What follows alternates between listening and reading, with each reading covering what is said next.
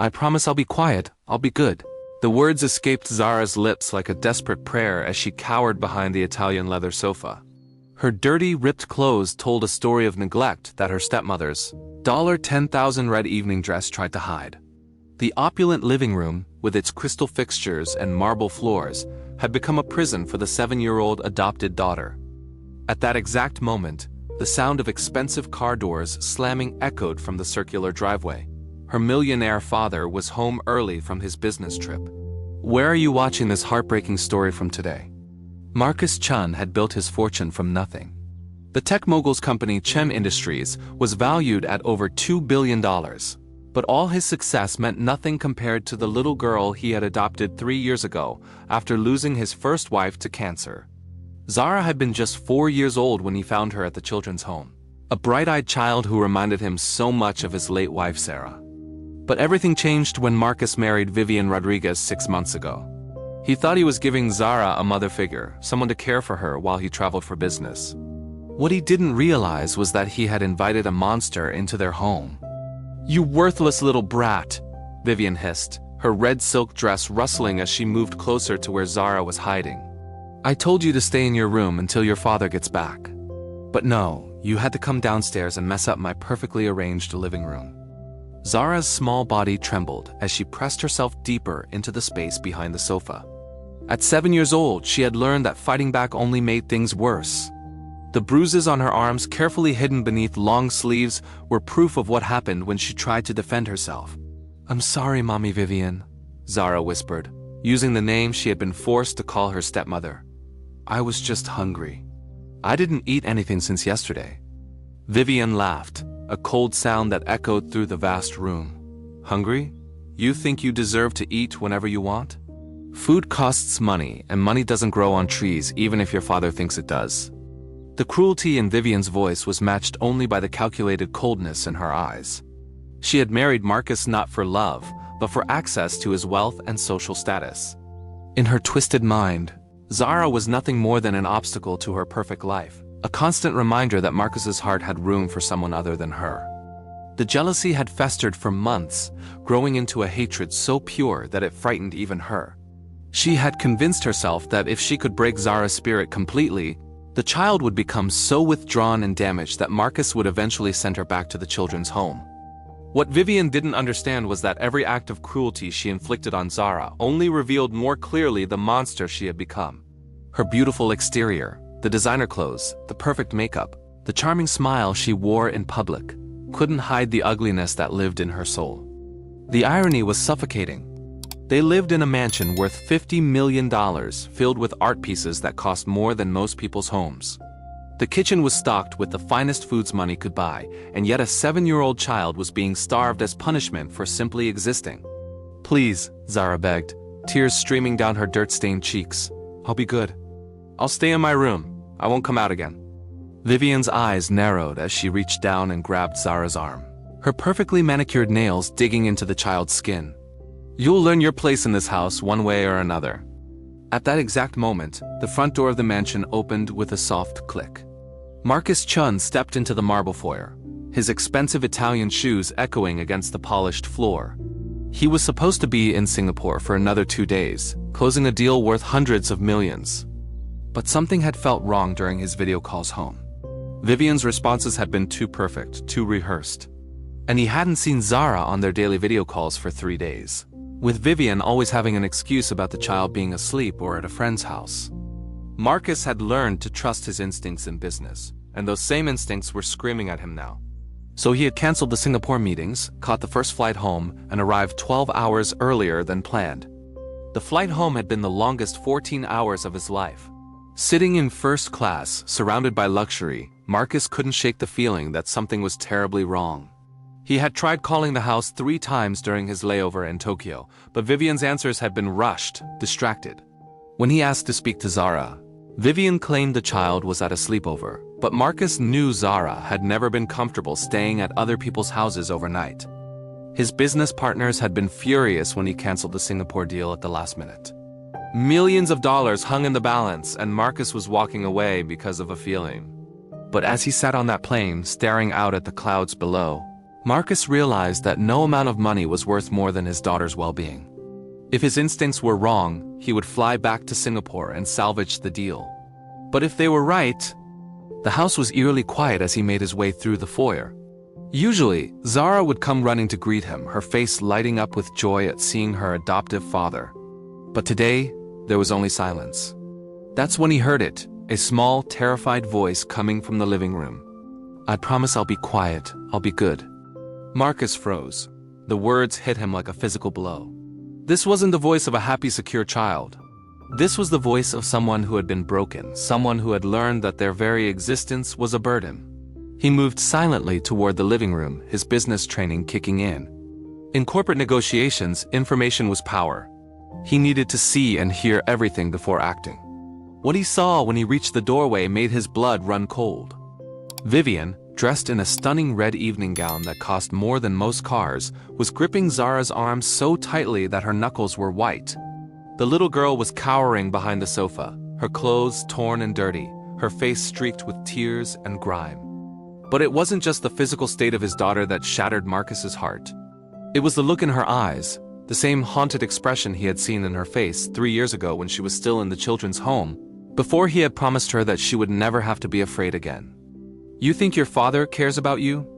Vivian was saying, her voice dripping with venom. "You think you're special because he adopted you? Let me tell you something, you little parasite. You're nothing but a charity case, a tax write-off. If it wasn't for the good publicity of adopting a poor black child, he would have left you to rot in that orphanage where you belong." Each word was like a knife being twisted in Marcus's chest. He had adopted Zara not for publicity or tax benefits, but because the moment he saw her, he knew she was meant to be his daughter. Sarah had always wanted children, and when she was dying, she had made him promise to find a way to honor that dream. Zara was that dream fulfilled. "I know I'm not really your daughter," Zara whispered, her voice so small that Marcus had to strain to hear it. "I know I'm not pretty like the ladies in your magazines. I know I'm different, but I promise I'll try harder to be good. I'll try to make you proud of me." Marcus felt tears burning his eyes. How had this happened? How had the bright, laughing child he had adopted become this broken little girl who believed she was worthless? "Proud of you?" Vivian laughed cruelly. "The only thing you're good for is making me look charitable when we go to social events." "Oh, look how kind Vivian is, taking care of Marcus's adopted daughter. But when we're alone, you need to remember your place." Vivian's grip tightened on Zara's arm, causing the child to whimper in pain. "And your place is to be seen and not heard. To stay out of my way and out of my sight. Do you understand me?" That's when Marcus stepped into the room. "I understand perfectly," he said, his voice deadly quiet. Both Vivian and Zara jumped at the sound of his voice. Vivian immediately released Zara's arm and spun around, her face quickly arranging itself into a fake smile. "Marcus, darling, you're home early," she exclaimed, smoothing down her red dress. "I was just ... Zara was being a bit difficult today, and I was trying to..." "You were trying to what?" Marcus interrupted, his voice still controlled but with an edge that made Vivian take a step back.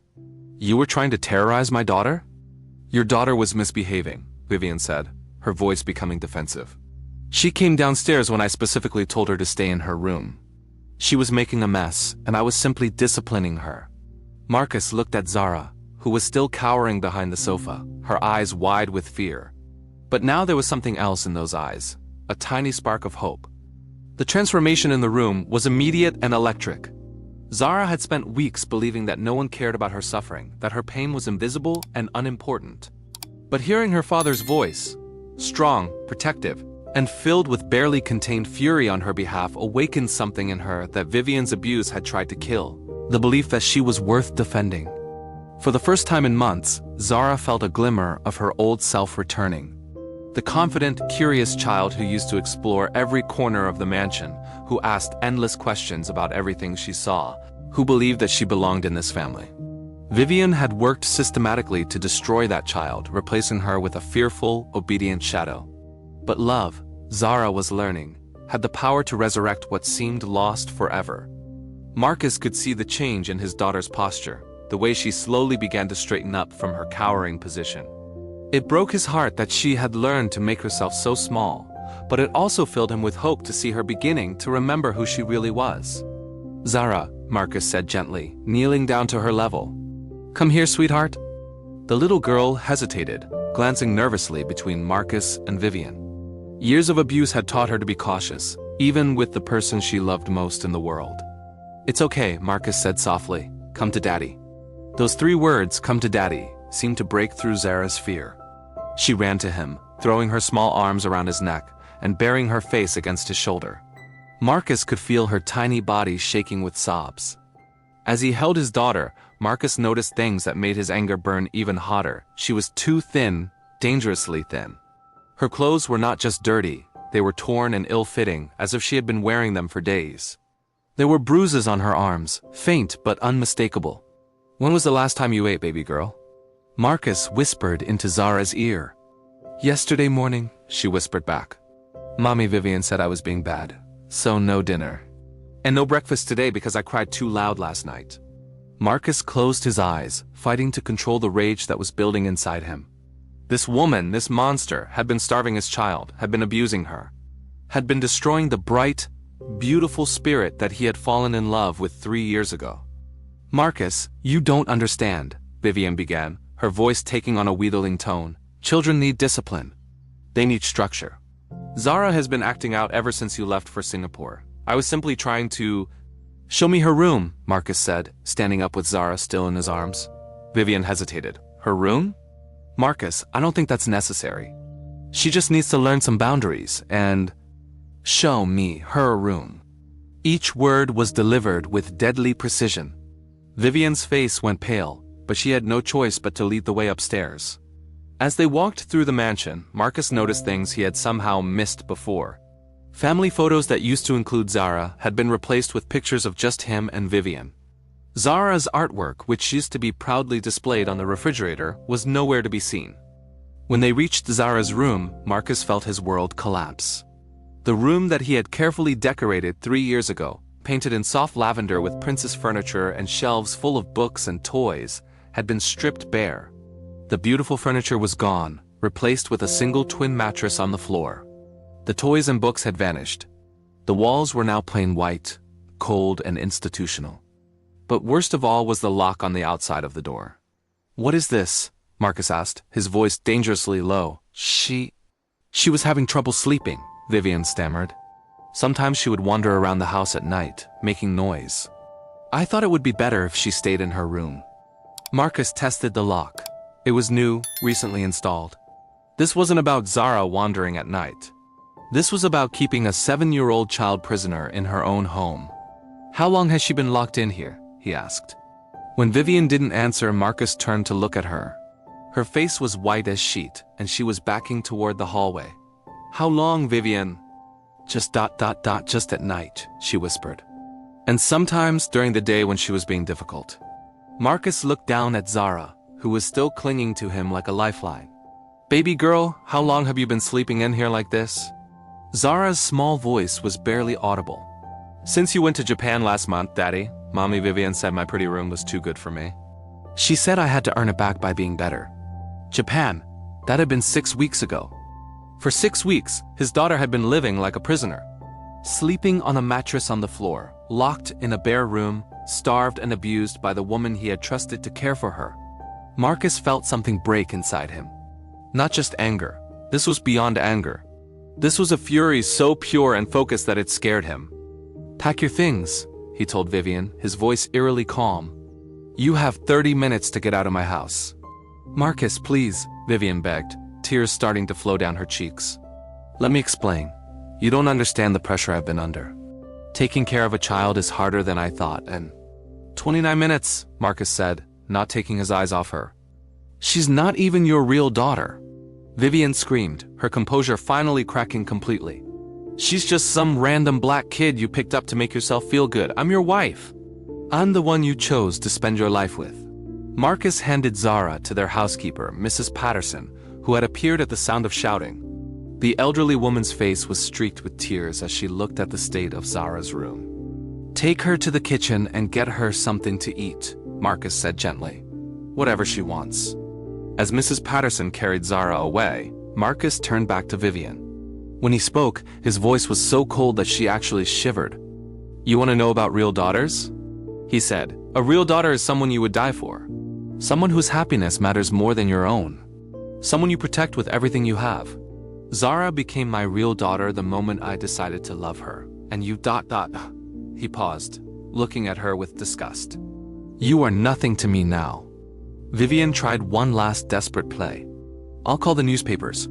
I'll tell them how you abandoned your wife for some adopted black child. I'll ruin your reputation. Your company will suffer." Marcus smiled, but there was no warmth in it. "Go ahead. Call anyone you want. But let me tell you what I'm going to do. I'm going to call my lawyers, the best lawyers money can buy. I'm going to have you investigated for child abuse. I have security cameras throughout this house, Vivian. I have recordings of everything you just did and said." Vivian's face went from white to gray. You're bluffing." Marcus pulled out his phone and showed her the screen. It was connected to the house's security system, and there on the display was a recording of her grabbing Zara's arm, calling her names, threatening her. "I had these installed last week," Marcus said. "Something felt wrong about your reports on how Zara was doing. I wanted to make sure she was safe while I was traveling." He scrolled through more recordings, hours of footage showing Vivian's cruelty. Zara being locked in her room, the child digging through trash looking for food. "Every major news outlet in the country would love this story," Marcus continued. "Tech billionaire saves adopted daughter from abusive stepmother. I wonder how that will play in the press." Vivian sank to her knees, finally understanding that she had lost. "Please, Marcus, I'll change. I'll be better. Don't destroy my life over this." "Destroy your life?" Marcus looked at her with pure contempt. "You destroyed a child's life. You took an innocent little girl who had already suffered enough loss and trauma, and you tortured her. You made her believe she was worthless. You starved her and abused her and broke her spirit." He leaned down so that his face was level with hers. "And the only reason I'm not having you arrested right now is because I want you gone from Zara's life as quickly as possible. But make no mistake, if I ever see you again, if I ever hear that you're within 100 miles of my daughter, I will use every resource at my disposal to ensure that you spend the rest of your life in prison." 20 minutes later, Vivian was gone. Her bags were packed hastily, her red dress wrinkled, her perfect makeup smeared with tears. Marcus had called his head of security to escort her off the property and ensure she never returned. As the gates of his estate closed behind Vivian's taxi, Marcus went to find Zara. He found her in the kitchen with Mrs. Patterson, slowly eating a bowl of soup. The housekeeper was sitting beside her, tears in her eyes. "I'm so sorry, Mr. Chan," Mrs. Patterson said. "I should have known. I should have seen what was happening." "It's not your fault," Marcus assured her. "Vivian was careful to hide her abuse when others were around. But I need to know, how long has this been going on?" Mrs. Patterson looked at Zara, who nodded that it was okay to tell the truth. "It started about a week after you married her," the housekeeper said quietly. "At first, it was just little things. Criticizing Zara's clothes, making her eat separately from you two. But it got worse every time you went on a business trip." Marcus felt sick. All those times he had called home, asking how Zara was doing, and Vivian had assured him everything was fine. All those video calls where Zara was supposedly already asleep or at a friend's house. He had been so focused on his business, so trusting of his new wife, that he had failed to protect the most important person in his life. "I'm sorry, baby girl," Marcus said, kneeling beside Zara's chair. "I'm so sorry I let this happen to you." Zara looked up at him with those big brown eyes that had captured his heart 3 years ago. "You didn't know, Daddy. She was nice when you were here." "That doesn't matter," Marcus said firmly. "It's my job to protect you. It's my job to make sure you're safe and loved and happy, and I failed at that job." Zara set down her spoon and reached out to touch Marcus's face. "But you came back," she said simply. "You heard me and you came back."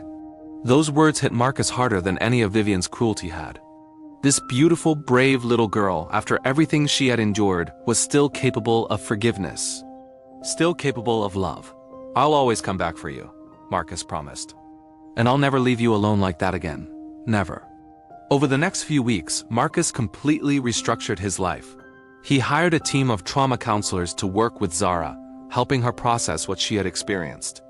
He sold his company's headquarters and moved operations to his home, ensuring he could always be close to his daughter. Zara's room was restored to its former beauty, and then made even more beautiful. But more importantly, Zara herself began to heal. The spark returned to her eyes. Her laughter filled the halls of the mansion again. She started eating normally, gaining back the weight she had lost. The transformation wasn't instant or easy. There were nightmares, panic attacks when she thought she was in trouble. Times when she would revert to the scared, broken child Vivian had created, begging not to be punished for normal childhood behaviors. But Marcus was patient. He was consistent. And most importantly, he was present. 6 months after Vivian left, Marcus and Zara were sitting in the garden behind their home, watching the sunset. Zara was wearing a beautiful new dress, one she had picked out herself, and her hair was done in the elaborate braids she loved. She looked healthy and happy and loved. "Daddy," she said suddenly, "why did Mommy Vivian hate me so much?" It was a question Marcus had been dreading, but he had learned that honesty, age-appropriate honesty, was always the best policy with Zara. "Some people are broken inside," he explained gently.